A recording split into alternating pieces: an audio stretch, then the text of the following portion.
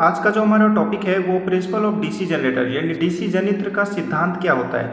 दोस्तों ये वीडियो मैं जो बना रहा हूँ ये एक मेरे स्टूडेंट के कमेंट के कारण मैं बना रहा हूँ। उसको काफ़ी डाउट थे डीसी जनरेटर और डीसी मोटर में। तो दोस्तों ये डाउट हमेशा के लिए आपके क्लियर होने वाले हैं। तो दोस्तों जिन लोगों ने भी ITI डिप्लोमा इलेक्ट्रिकल से कर रखा है या कर रहे हैं उनके लिए चैनल काफ़ी बेनिफिशियल रहने वाला है। तो दोस्तों सबसे पहले इस चैनल को सब्सक्राइब कर लें क्योंकि ये जो वीडियो है वो आपके लिए काफ़ी हेल्पफुल रहने वाली है। एक बार ही आपको देखना है और डीसी जनरेटर से जितने भी डाउट हैं आपके हमेशा के क्लियर हो जाएंगे।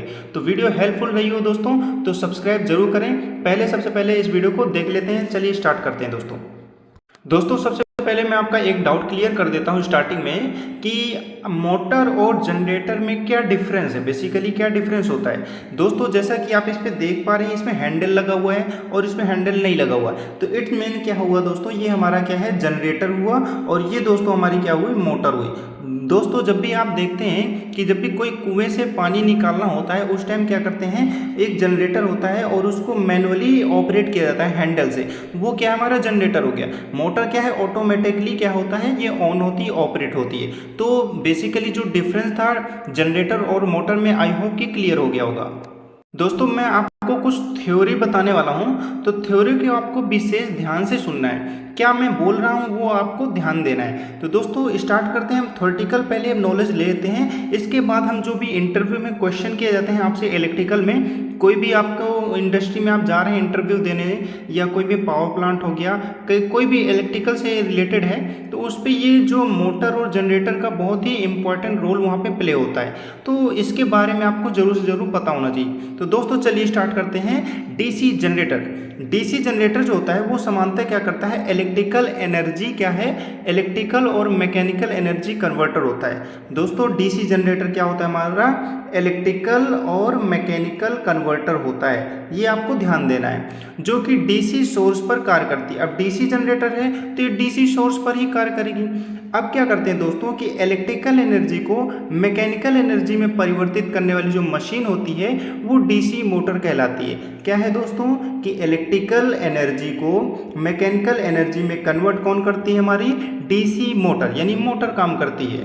दोस्तों मैं आपको शॉर्ट टर्म में लिखा देता हूं यहाँ पे, जैसे कि electrical energy to mechanical energy को कौन कन्वर्ट करता है दोस्तों, हमारी जो मोटर होती है वो काम करती है किसका इलेक्ट्रिकल एनर्जी से मैकेनिकल एनर्जी में कन्वर्ट करती है। यानी इलेक्ट्रिकल एनर्जी को मैकेनिकल यानी मोटर को हम क्या करते हैं इलेक्ट्रिकल एनर्जी देंगे उससे हम क्या करते हैं मैकेनिकल एनर्जी हम वापस ले लेते हैं। ये तो हो गया दोस्तों हमारी मोटर का। अब बात करते हैं जनरेटर का। दोस्तों जैसे कि हम यहाँ पे बात कर रहे हैं डीसी जनरेटर की यानी डीसी जनरेटर की बात की जा रही है। तो यहाँ पे दोस्तों क्या होगा कि मैकेनिकल एनर्जी को डीसी इलेक्ट्रिकल एनर्जी में कन्वर्ट करने वाली जो मशीन होती है उसको हम डीसी जनरेटर कहते हैं, डीसी जनरेटर कहते हैं। तो क्या हुआ दोस्तों हमारा ये सिंपल सा फंडा है कि मैकेनिकल एनर्जी को डीसी इलेक्ट्रिकल एनर्जी में कन्वर्ट करने वाली जो मशीन होती है उसको हम डीसी जनरेटर कहते हैं। यहाँ पे डीसी लगाने का मतलब क्या हो क्योंकि हम डीसी जनरेटर पढ़ रहे हैं। यहाँ पे अगर हम किस सिंपल जनरेटर की बात कर रहे हैं तो क्या करेंगे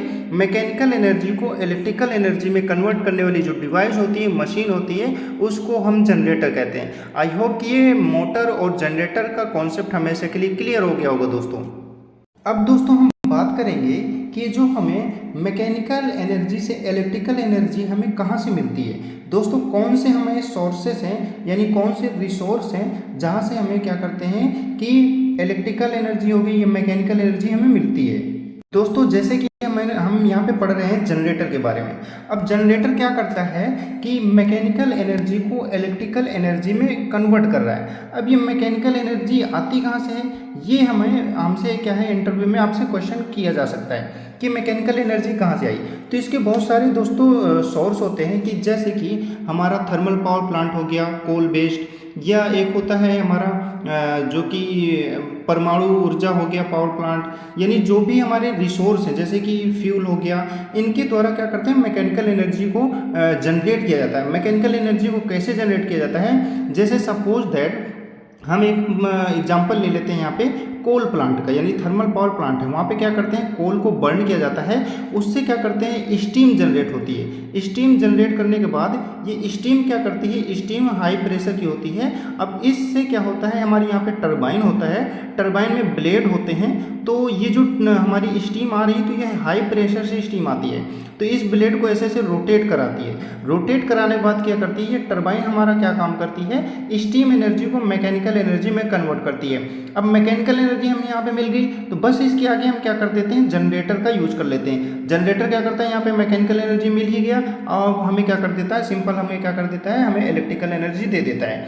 तो ये आपका कॉन्सेप्ट था दोस्तों कि मैकेनिकल एनर्जी हमें मिलती कहाँ से है। अब दोस्तों हम बात करेंगे प्रिंसिपल ऑफ डीसी जनरेटर का, जो हमारा मेन टॉपिक है, अब स्टार्ट होता है। ये दोस्तों हमारा बेसिक नॉलेज था, बेसिक जो जानकारी थी वो मैंने आपको दी है। आई होप कि ये आप कभी भूलेंगे नहीं, आप किसी भी इंटरव्यू को फाइट कर सकते हैं। तो दोस्तों अब स्टार्ट करते हैं प्रिंसिपल ऑफ डीसी जनरेटर। दोस्तों जो हमारे डीसी जनरेटर होते हैं उसके पार्ट्स आपको पता होना चाहिए।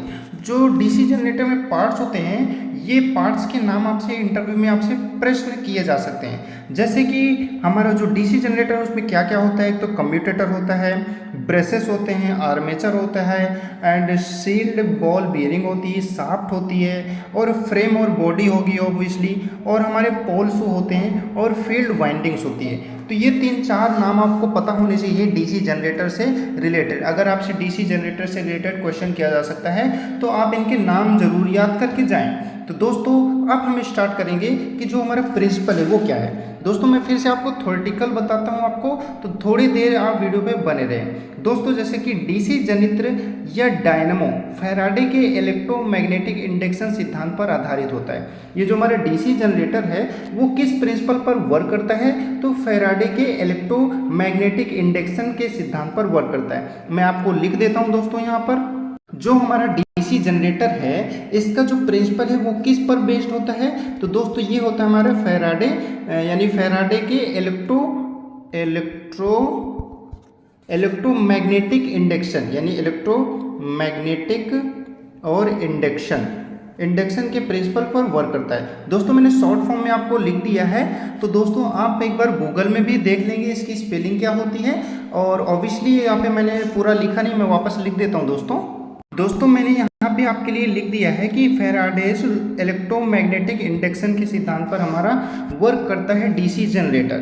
इस सिद्धांत के अनुसार दोस्तों क्या होता है, इस सिद्धांत में क्या होता है दोस्तों, जो हमारा ये यानी जो फैराडे इलेक्ट्रोमैग्नेटिक इंडक्शन है इसमें क्या होता है, ये भी आपसे क्वेश्चन किया जा सकता है कि हमें ये बताइए कि फैराडे लॉ इलेक्ट्रोमैग्नेटिक इंडक्शन क्या होता है। तो इस सिद्धांत के अनुसार यह होता है दोस्तों कि यदि किसी चालक को किसी मैग्नेटिक फील्ड में इस प्रकार गतिमान कराया जाए कि उसकी गति से मैग्नेटिक बल रेखाओं का छेदन होता हो, तो दोस्तों तो उस चालक में विद्युत वाहक बल पैदा हो जाता है।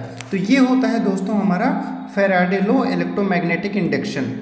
अब दोस्तों हम बात करेंगे, बहुत ही इम्पोर्टेंट टॉपिक यहाँ पे रहने वाला है कि मैकेनिकल एनर्जी को इलेक्ट्रिकल एनर्जी में कन्वर्ट करने वाली मशीन, मैंने आपको क्या बताया था, जनरेटर। यानी क्या कर रहा है, मैकेनिकल एनर्जी को इलेक्ट्रिकल एनर्जी में कौन कन्वर्ट कर रहा है, हमारा ये हमारा जनरेटर कन्वर्ट कर रहा है।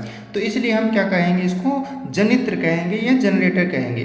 यदि जो जनरेटर है वो डीसी पैदा कर रहा है, डीसी पैदा कर रहा है तो उसको क्या बोलेंगे, डीसी जनरेटर बोलेंगे। अगर डीसी पैदा कर रहा है तो डीसी जनरेटर बोलेंगे।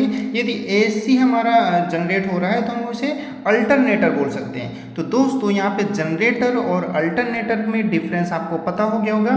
जब भी हमारा जनरेटर डीसी उत्पादित करेगा, जनरेट करेगा, तो उसे डीसी जनरेटर बोलेंगे। अगर हमारा जो जनरेटर है वो अगर एसी सोर्स हमें मिल रहा है तो हम क्या बोलेंगे, उसको अल्टरनेटर बोलेंगे। तो ये दोस्तों 2 टॉपिक थे, बहुत ही महत्वपूर्ण टॉपिक हैं, जो कि आपसे जनरेटर और अल्टरनेटर के डिफरेंस के बारे में पूछा जा सकता है। अब दोस्तों हम बात करेंगे कि मैकेनिकल एनर्जी से डीसी पैदा करने वाले छोटे आकार की जो मशीनें होती हैं उनको हम डायनमो कहते हैं। तो दोस्तों दूसरा हमारा प्रश्न ये है कि डायनमो किसे कहा जाता है। तो डायनमो किसे बोलेंगे दोस्तों, ये भी आपसे प्रश्न किया जा सकता है। तो हम इसका आंसर ये दे सकते हैं कि मैकेनिकल एनर्जी से डीसी पैदा करने वाले जो छोटे आकार की जो मशीनें होती हैं उनको हम डायनमो कहते हैं। अब इन डायनमो का यूज़ कहाँ होता है, यूज के बारे में भी हम जान लेते हैं दोस्तों।